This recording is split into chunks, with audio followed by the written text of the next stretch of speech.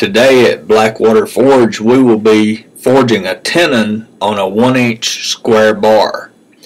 The finished tenon will be a 1/2 inch round and will act as the male end of a mortise and tenon joint. It will be similar to a mortise and tenon joint in wood, but because it's in steel, it will be much cooler. We will use the fly press to cut down or shoulder the material. The fly press is the forerunner to the hydraulic press and is very handy for blacksmithing. The fly press is one of the most versatile tools in the shop.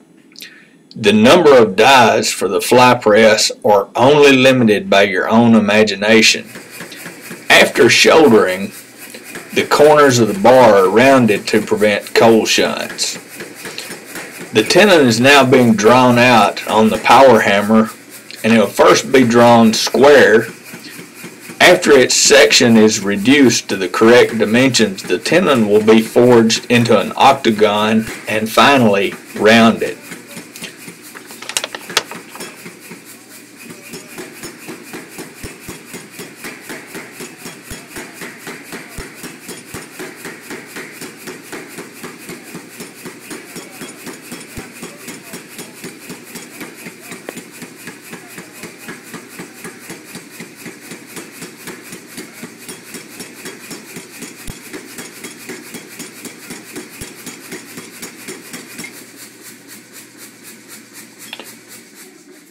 Always remove the kiss block before turning off the power hammer and encourage your coworkers to do likewise.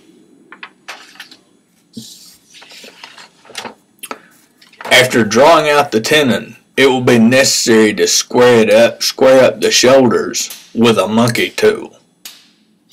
On long bars, the easiest way to do this is to support the bar with a swage block and back it up against the anvil.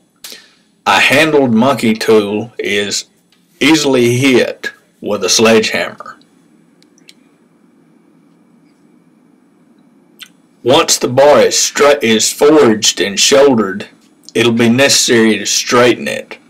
This is easily done on the fly press using the top die that forged the shoulder and a bottom straightening die.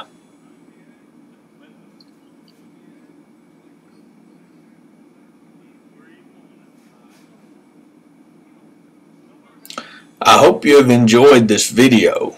Look for more videos on basic blacksmithing from Blackwater Forge.